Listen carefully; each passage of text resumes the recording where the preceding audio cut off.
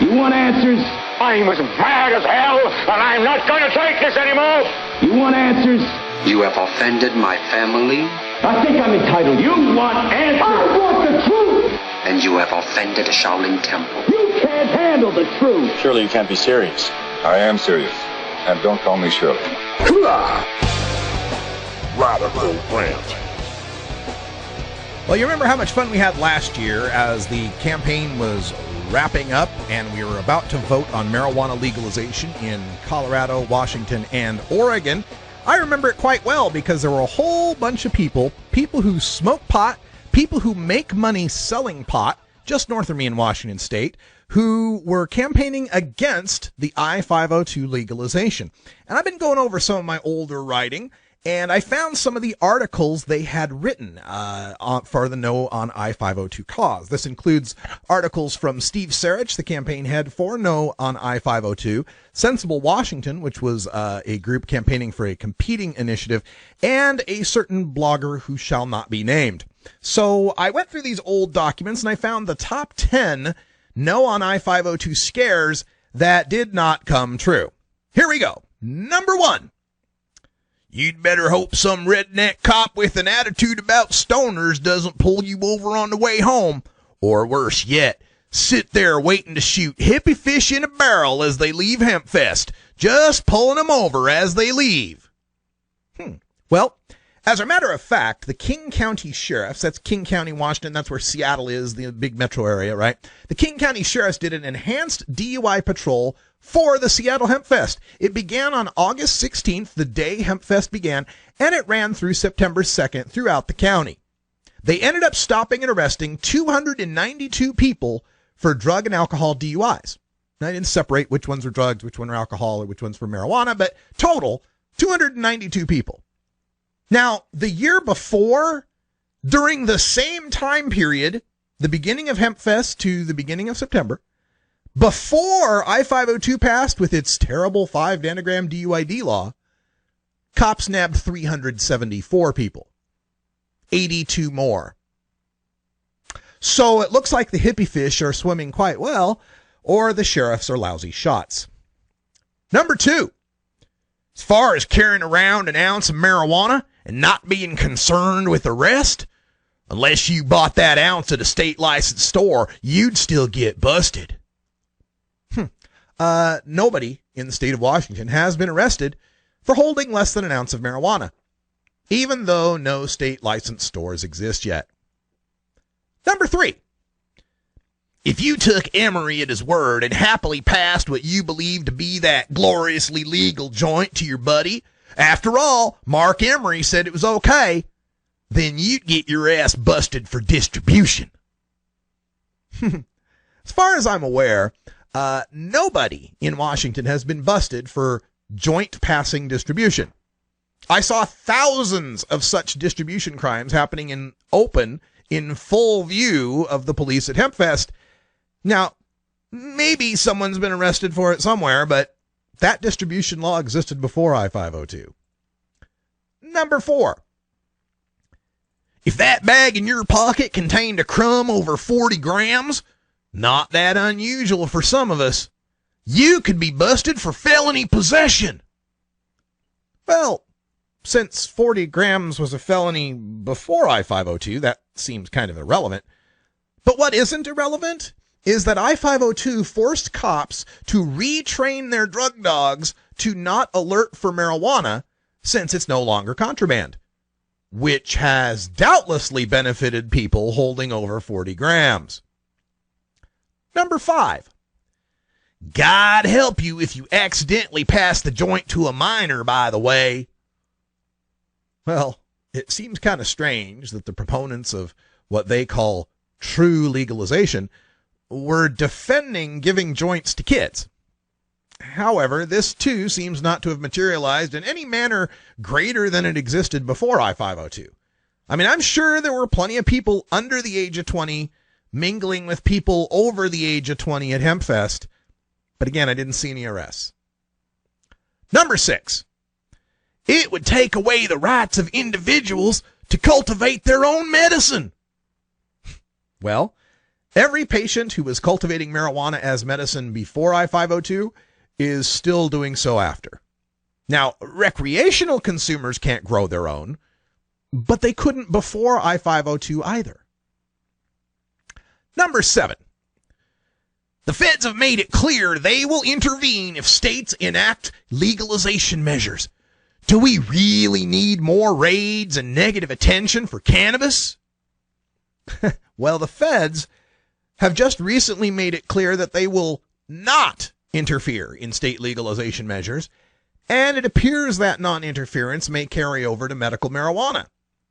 The feds, in fact, are working to undercut mandatory minimum sentencing, and they're working to undercut anti-drug banking regulations solely to help the marijuana industry. And they only made these moves because of states enacting legalization measures. Number 8. I-502 will increase the cost of medicine by 50% to 75%. Well, I live up here in the Pacific Northwest, and I can tell you Washington State still has some of the lowest prices for an ounce of quality marijuana in the United States. Estimates of the recreational costs of marijuana that would exceed $17 a gram once the pot shops opened in 2014, those estimates got a lot of media coverage, but few people actually read the report. I did, because you know me, I look shit up. That $17 per gram estimate is based on both the processor and the retailer, each taking a 100% or double your money markup. Now, when Botech, the firm that made the estimates, used the average processor markup of a dairy, 34%, and the average markup that you'd find at a retailer like a liquor store, 31%, when they ran the estimates with more realistic numbers of what a markup really would be, they came up with an estimated $7.46 per gram, putting the price of an ounce around $210, which is about what it costs on the recreational black market in Washington now. Number 9. I-502 maintains current criminal penalties for adults under 21 while imposing a new zero-tolerance DUI law. Right, but people under 21 couldn't use marijuana before I-502.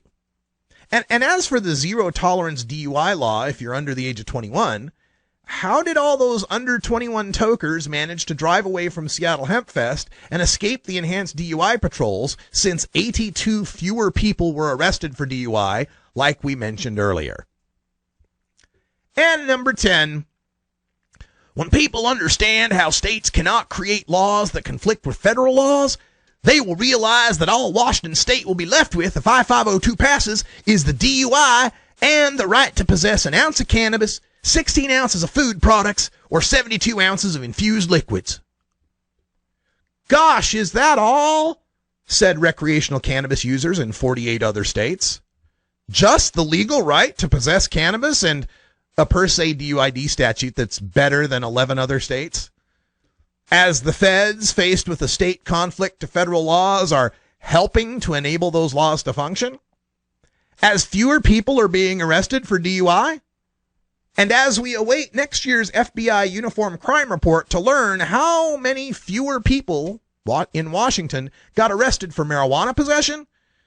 Gee, what a terrible outcome we've all suffered from not heeding the predictions from No on I-502.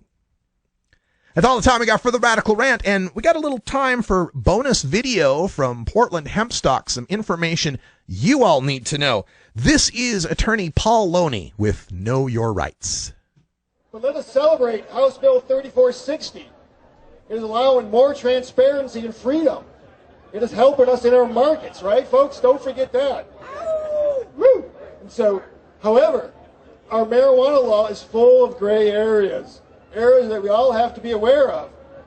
Remember, possessing and growing marijuana must be out of public view.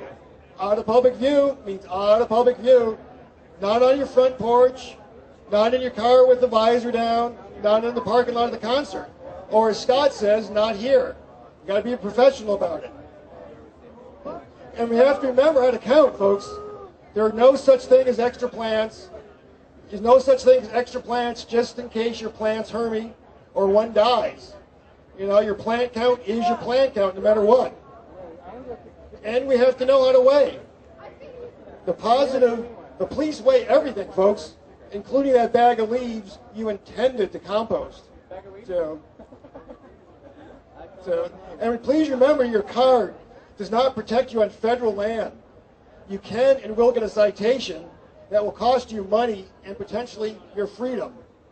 And your student aid if you're in college, just for simply possessing a single joint.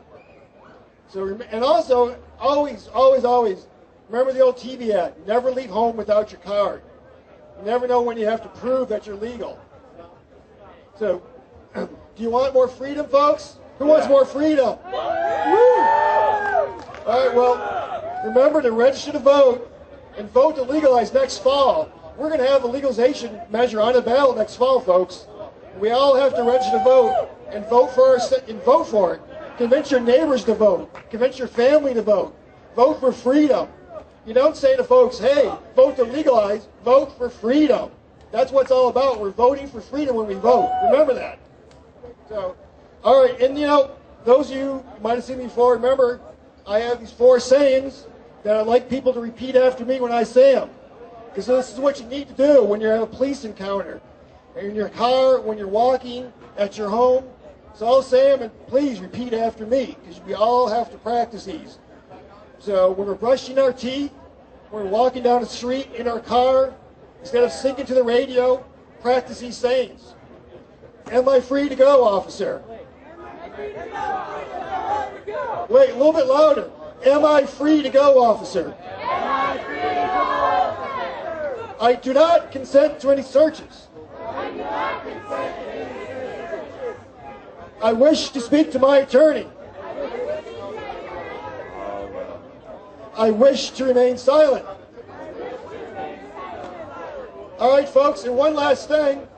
You know, I hope you pay attention, because I have T-shirts here. So who can say one of the 4 magic sayings? Who can say it? All right. What is it? I do not consent to any searches or searches. All right. Here's one.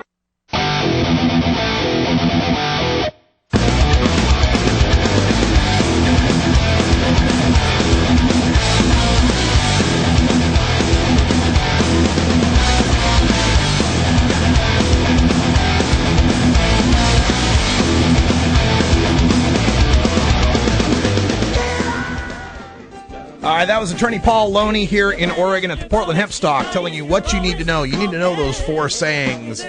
Have them so practiced that they just roll right off your tongue if you get any trouble with police.